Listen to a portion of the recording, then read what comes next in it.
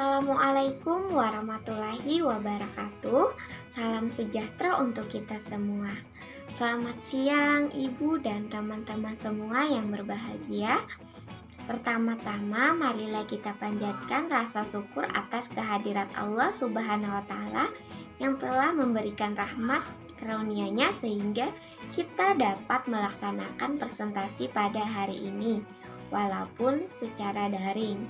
Tak lupa pula salawat serta salam kita haturkan kepada junjungan kita Nabi besar Muhammad Shallallahu Alaihi Wasallam. Terima kasih sebelumnya kepada Ibu Hulida Mahtuna, Magister Pendidikan, yang telah memberikan kesempatan kepada kami kelompok 2 untuk melaksanakan presentasi pada siang hari ini. Kami dari kelompok 2 yang beranggotakan saya sendiri Maisyarah, teman saya Andrean Saputra dan Septia Handayati. Materi yang akan kami sampaikan yaitu berjudul Metode Pembelajaran Bahasa Inggris untuk Anak-anak, yang berisikan A. Pengertian, model atau metode pembelajaran bahasa Inggris di SD. B. Jenis-jenis metode pembelajaran. C. Metode pembelajaran bahasa Inggris di SD. D. Macam-macam metode pembelajaran bahasa Inggris di SD.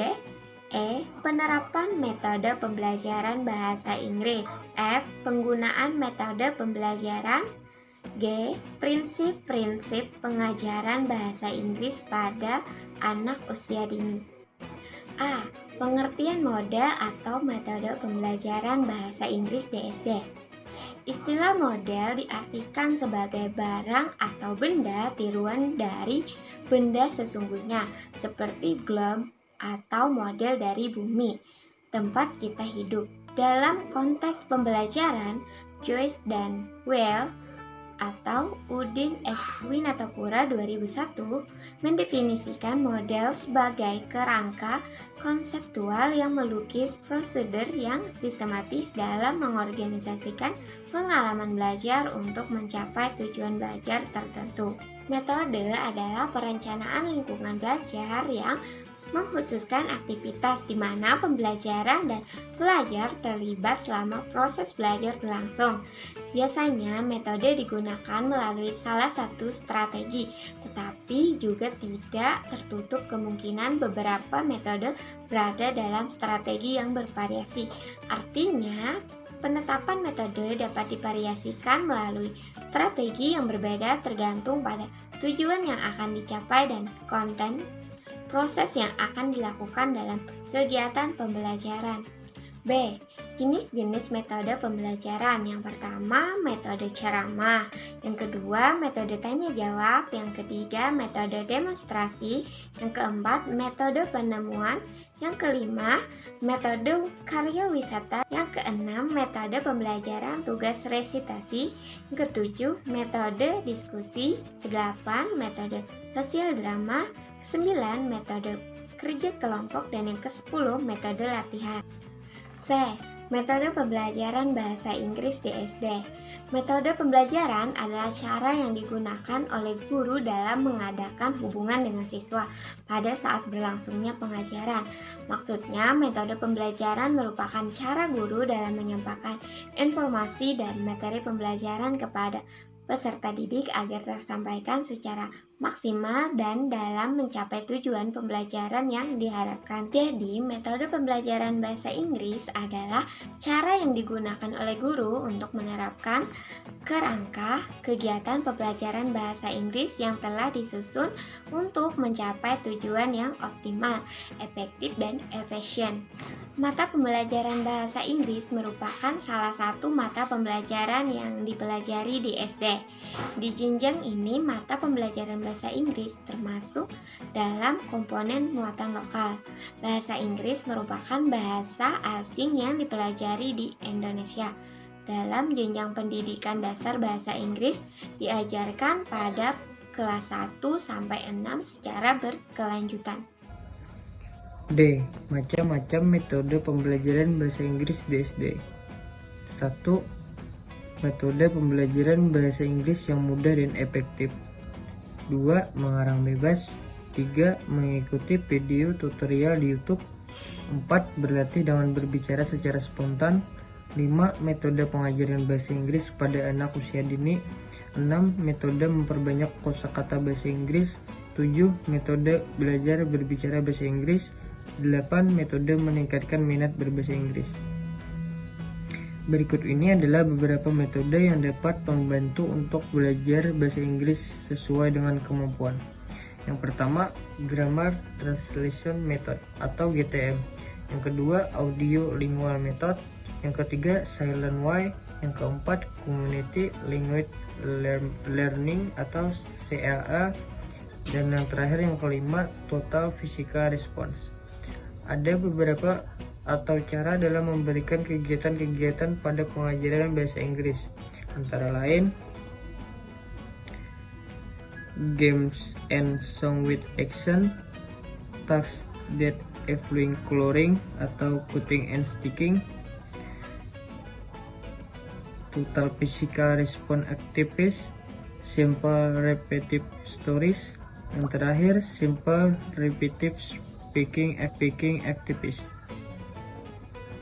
Kegiatan-kegiatan tersebut akan mempunyai nilai kumulatif apabila dikemas dalam 3 fase yang disebut dengan PPP, yaitu Recitation, Practice, and Production. 1. The Presentation Phase atau tahap penyampaian materi. 2. Tahap praktik phase atau tahap praktik. Yang ketiga, The Production Phase atau tahap pengungkapan penggunaan. Ada beberapa faktor yang mempengaruhi metode berbicara bahasa Inggris. Di antaranya karena bahasa Inggris bukan bahasa ibu, yang artinya bahasa ibu itu bahasa yang kita pelajari dari kita sejak kecil. Jadi dengan begitu, bahasa ibu itu faktor yang paling utama ketika ingin kita belajar berbicara bahasa Inggris. Tidak memadainya sistem pendidikan yang ada, dalam arti perilaku pendidik bahasa Inggris saat ini, baik tenaga pendidik maupun yang dididik sama-sama tidak memahami teori dan pendekatan yang efektif untuk diaplikasikan dalam mempelajari bahasa Inggris. Yang ketiga, faktor internal, yaitu kurangnya kesungguhan pembelajar bahasa Inggris itu sendiri dalam mempelajari bahasa Inggris. Saya Septia Handayati, pemateri 3, ingin melanjutkan menyampaikan materi dari Andrian Saputra. Penerapan metode pembelajaran bahasa Inggris. Penerapan metode pembelajaran bahasa Inggris mampu membuat siswa aktif dalam mengikuti pembelajaran bahasa Inggris. Metode ceramah digunakan untuk membuka pembelajaran dan menjelaskan materi di depan kelas secara lisan. Metode latihan atau drill digunakan untuk melatih keterampilan siswa seperti membaca, menghafal kosakata, dan latihan soal-soal. Metode tanya jawab digunakan untuk mengetahui sampai mana siswa memahami materi yang telah disampaikan. Metode diskusi dilakukan dengan cara membagi beberapa kelompok dan menugaskan siswa untuk menyelesaikan permasalahan. Metode terjemah digunakan oleh guru untuk membantu siswa dalam memahami materi dan menambah perbendaharaan kosakata yang dimiliki siswa. Dan metode TPR diterapkan dengan melibatkan aktivitas psikomotorik siswa sehingga siswa dapat mengingat materi pembelajaran dengan mudah. Walaupun guru bahasa Inggris sudah menerapkan metode yang bervariasi secara praktis, akan tetapi guru belum mengetahui nama metode yang diterapkan secara teori. Selanjutnya, F. Penggunaan metode pembelajaran. Penggunaan metode pembelajaran dalam proses pembelajaran berbaur secara langsung dengan perealisasian peran guru.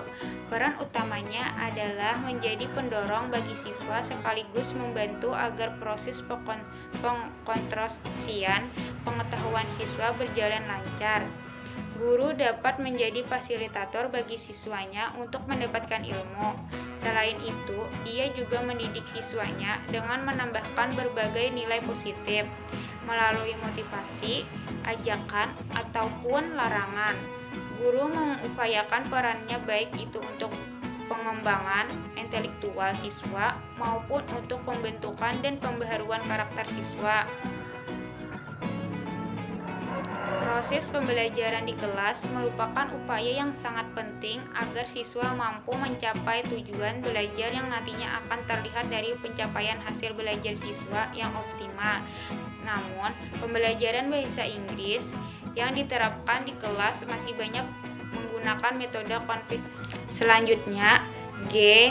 Prinsip-prinsip pengajaran bahasa Inggris pada anak usia dini. Cara anak belajar bahasa Inggris dan juga cara mengajarnya sangatlah tergantung pada tingkat perkembangan mereka. Anak usia dini memberi tanggapan pada bahasa berdasarkan apa yang dilakukan atau apa yang biasa mereka lakukan dengannya. Anak usia dini mempunyai kelebihan bahwa mereka suka menirukan dan mereka sering tidak menyadari dirinya sendiri, dan biasanya mereka siap untuk menikmati kegiatan-kegiatan yang telah disiapkan oleh guru untuk mereka. Dalam memberikan materi pembelajaran bahasa Inggris, harus kita sesuaikan dengan tingkat perkembangan mereka.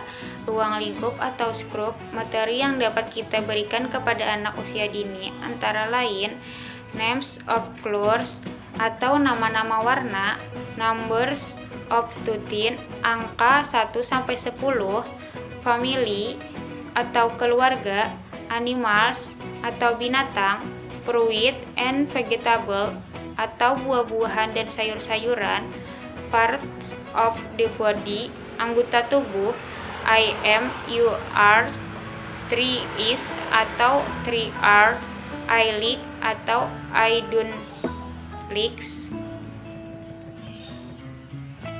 simple, classroom, comments, stand up, sit down, open your books. Ada beberapa hal yang perlu diperhatikan dalam memberikan kegiatan untuk pengajaran bahasa Inggris pada anak. 1. Kegiatan sebaiknya cukup sederhana bagi anak untuk dipahami. 2. Kegiatan yang diberikan sebaiknya sesuai dengan kemampuan mereka.